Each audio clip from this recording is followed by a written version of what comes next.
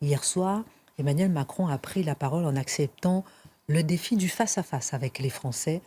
Que faut-il en retenir, Charlotte, même s'il est quand même difficile de résumer plus de 3 heures d'émission Oui, alors et c'est ça, d'échange? aux 3 heures de frustration de l'émission, hein, puisque c'est votre bandeau, s'ajoute la frustration de devoir faire une chronique assez courte, alors qu'on a envie évidemment de prendre tous les sujets un à un et de faire une chronique sur chacun. Alors je vais avoir l'air un peu cruel sans doute, mais au-delà des différents sujets qui ont été abordés dans cette émission, il y avait un état d'esprit, on va dire, et dès les premières minutes de l'interview, Emmanuel Macron dit cette phrase: «Le défi des défis, c'est de rester libre».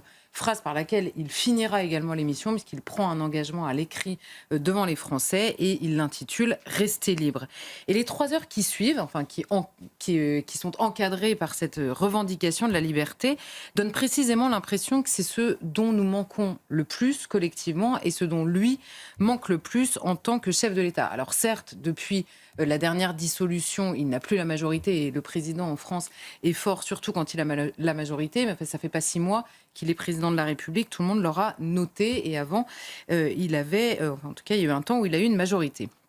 Alors, il a passé la soirée, Emmanuel Macron, à répondre que sur tel sujet, il n'avait pas de coalition, que sur tel autre, c'était le gouvernement d'avant, que sur tel autre, le gouvernement d'aujourd'hui était en train de travailler dessus, que les gouvernements d'hier ou les présidents d'hier étaient responsables de telle chose, que pour telle chose, il fallait demander à l'Europe, et enfin, je laisserai l'Ukraine à notre invité, mais que sur l'Ukraine, enfin, il fallait l'aval des États-Unis. Même chose d'ailleurs sur le sujet d'Israël. Alors certes, le président n'est pas tout puissant, encore moins à l'échelle du monde, on a remarqué.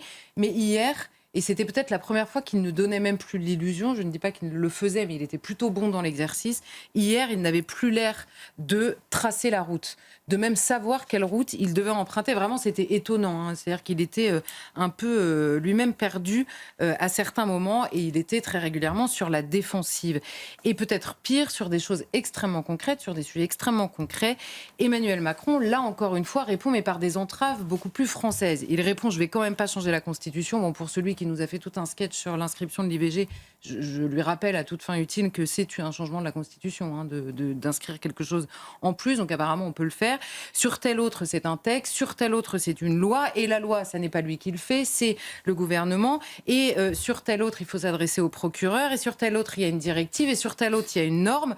Bon, bref, il veut changer. Il a donné même le point plusieurs fois à ses contradicteurs en disant: là-dessus, je suis absolument d'accord avec vous, là-dessus aussi.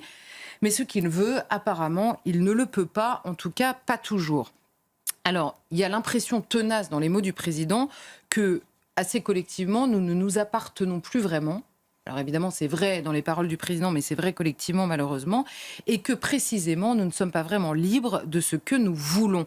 Parce qu'il y a plusieurs sujets, et d'ailleurs, certains de ses interlocuteurs lui ont fait remarquer, plusieurs sujets qui sont consensuels en France, et même sur ces sujets, c'est compliqué, d'autant que c'est en général les sujets sur lesquels précisément il ne veut pas faire de référendum. Suivez mon regard, en parlant de la chronique d'Éric tout à l'heure, à savoir l'immigration, évidemment. Alors, bien sûr que c'est compliqué. Emmanuel Macron l'a répété à plusieurs reprises. Il a dit: oui, ça fait 8 ans, mais c'est compliqué. Personne ne contestera que gouverner la France, c'est compliqué. Ça fait longtemps qu'on le sait. Mais hier, l'impression était clairement celle de l'impuissance. Et pas seulement, il y avait, c'est sans doute beaucoup plus inquiétant encore, il y avait une forme de déni dans dans les paroles du président de la République, ce qui est objectivement également un manque de liberté. Quand vous n'êtes pas capable de regarder la réalité en face ou que vous la contestez, c'est aussi un manque de liberté. Beaucoup de sujets ont été abordés, Ukraine, économie, immigration, insécurité, jeunesse, mais malgré tout, certains sujets, je reprends le mot, vous ont frustré quand même. Alors, je rappelle quand même que vous n'avez pas regardé en direct pour la petite histoire, Non. mais que vous avez regardé toute l'après-midi, Mais que par toute conscience l'émission par professionnelle, conscience j'ai regardé professionnelle. intégralement les 3h11, parce qu'on nous avait annoncé 2h30, mais non, c'était 3h11. Non, mais vous Voilà. êtes très studieuse, hein. Non, mais c'est intéressant de vraiment avoir tout vu pour bien en parler. Absolument. Vraiment. Et on ressort globalement sans idée très précise de ce qui va se passer demain, hein. Je vous préviens tout de suite sur à peu près tous les sujets. Alors, Emmanuel Macron est probablement l'homme qui a promis le plus de référendums, mais on n'en voit toujours pas la couleur, et on ne sait surtout pas comment il va se mettre en place. On ne sait pas sur quel sujet, c'est assez flou. On nous avait évoqué des référendums avec des questions multiples, mais sans conséquences juridiques. Donc je ne sais pas très bien ce que ça veut dire, parce que déjà, le dernier référendum en 2005 avait des conséquences qui n'ont pas existé. Donc, quand on annonce préalablement qu'il n'y en aura pas, je ne sais pas très bien ce que ça veut dire. Donc, on verra dans les mois qui arrivent. Mais Emmanuel Macron a par exemple dit que nous avions une nécessité de simplification, mais qu'en même temps, c'était normal de faire des lois et que nous étions paradoxaux. C'est le mot qu'il a lui-même utilisé. Bon, donc on ne sait pas très bien ce que ça deviendra. Il faut parfois des consensus, mais en même temps, au moment de la réforme des retraites, eh ben, le consensus n'est plus utile parce qu'il fallait le faire. Donc Emmanuel Macron peut être sûr qu'il faut faire des choses et trouver les moyens de le faire. Mais il faut aussi, cette réforme des retraites était absolument indispensable, mais il nous faut dès aujourd'hui réfléchir à financer notre système autrement que par le travail, parce que ça ne pourra plus durer. Donc on va ouvrir un nouveau chantier sur une réforme qui réglait le problème. Là, encore une fois, je ne sais pas très bien ce que ça deviendra demain. Et évidemment, on ne fera pas de référendum sur l'immigration parce que l'article 11 ne le permet pas, mais on en fera peut-être un sur la fin de vie si ça bloque. Je ne sais pas à quel moment il a vu que l'article 11 le permettait, ou alors ça dépend de l'interprétation. Ce que beaucoup lui disent, notamment sur la question de l'immigration. Donc, vous voyez que même sur le référendum, on ne sait pas très bien. Alors, on aurait pu passer la soirée à faire une chronique par sujet, voire la semaine, voire même le mois. Mais en effet, il y a 2 sujets, vous l'avez dit, qui ont retenu mon attention. Alors, il y a évidemment une dimension personnelle dans le choix de ces 2 sujets. Gabriel évoquait tout à l'heure l'absence totale du sujet de l'agriculture.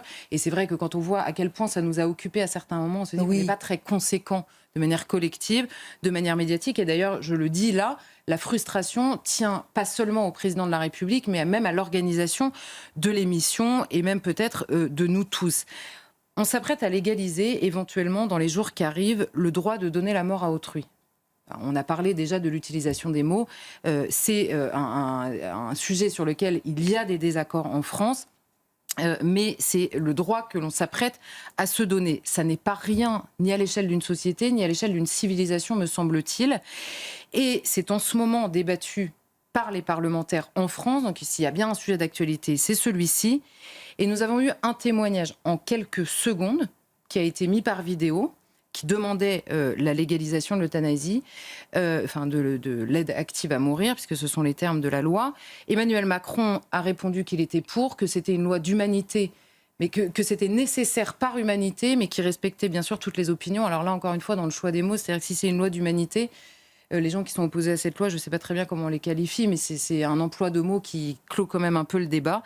Il n'y avait aucune contradiction sur le plateau, et on passe à autre chose. Ça a duré 30 secondes. Nous ne sommes pas vraiment sérieux, j'ai l'impression. En fait, c'est quand même vraiment un texte qui est grave, qui est lourd, quoi qu'on en pense. En quelques secondes, au moment précis où ça se trouve à l'Assemblée, je trouve que ça n'est pas sérieux. Ensuite, il y a le sujet des jeunes qui a été, vous savez à quel point ce sujet revient dans mes chroniques très régulièrement et me tient à cœur, et notamment le sujet de la violence exercée par certains jeunes et subie par d'autres jeunes, et celui de la santé mentale.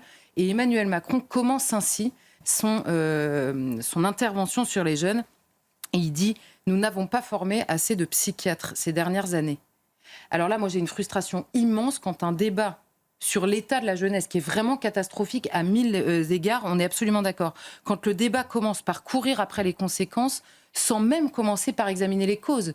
On ne va pas se contenter de former des psychiatres. C'est qu'on a un problème. En fait, la jeunesse n'a pas besoin intégralement de plus de psychiatres, ou alors c'est qu'on démissionne absolument.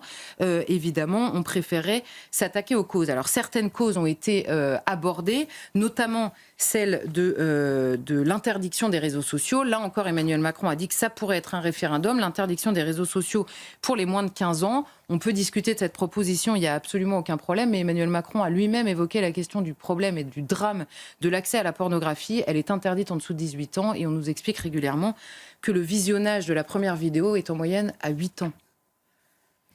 Qu'est-ce que vous avez retenu de ce passage du maire des Verts droite de Béziers? Qu'est-ce qu'il nous enseigne avec Robert Ménard? Passionnant. Ce passage, il a été un révélateur beaucoup plus cruel que moi. Je vous ai dit au début, j'étais un peu cruelle. Ça a été un révélateur très intéressant, notamment sur la forme. Parce que le maire de Béziers, Robert Ménard, a un avantage immense, et notamment dans ce genre de situation, c'est qu'il parle normalement. Et il a repris à plusieurs reprises Emmanuel Macron quand Emmanuel Macron était tenté de faire des phrases qui n'avaient aucun sens. Je vous prends un exemple, par exemple. Il aborde la question de l'immigration, Robert Ménard, et il dit « Notre problème, c'est que 500 000 personnes qui rentrent par an, c'est trop ». Emmanuel Macron reprend ce chiffre-là et il lui dit « Non, notre problème, c'est l'immigration illégale ». répond Emmanuel Macron. Et Robert Ménard lui dit, c'est un problème, et moi je vous parle de 500 000 entrées par an, est-ce qu'on peut encore se permettre ça? Et là, Emmanuel Macron a cette phrase, on ne peut pas imposer un débat qui n'est pas bon pour la République. Alors moi, c'est vraiment le genre de phrase qui me fait hurler, ça fait très longtemps, mais j'ai l'impression que je suis la seule parfois. On s'est habitué à ce genre de phrase. Et là, Robert Ménard répond, mais c'est très bon pour la République, les choses simples. Les débats simples, les questions simples. Et à plusieurs reprises, au-delà de la question, on peut être en désaccord avec Robert Ménard, évidemment, au-delà de cette question-là, à plusieurs reprises, il lui a rappelé que c'était lui le chef de l'État, parce qu'Emmanuel Macron a tendance à dire aux gens, mais si vous voulez faire de la politique, faites-le. Il a répondu, non, c'est pas moi, en fait, c'est vous le chef de l'État. Et il y a une phrase qui m'a fait plaisir, c'est qu'à un moment, Robert Ménard lui dit, et telle chose, vous êtes d'accord? C'était pour les policiers municipaux qui n'ont pas assez de pouvoir. Emmanuel Macron lui dit, vous avez absolument raison. Il évoque lui-même la Constitution, il dit, je ne vais pas changer la Constitution. Et Robert Ménard lui dit, mais pourquoi? Et un an, je passe. Voilà. Donc c'était un moment instructif sur la forme.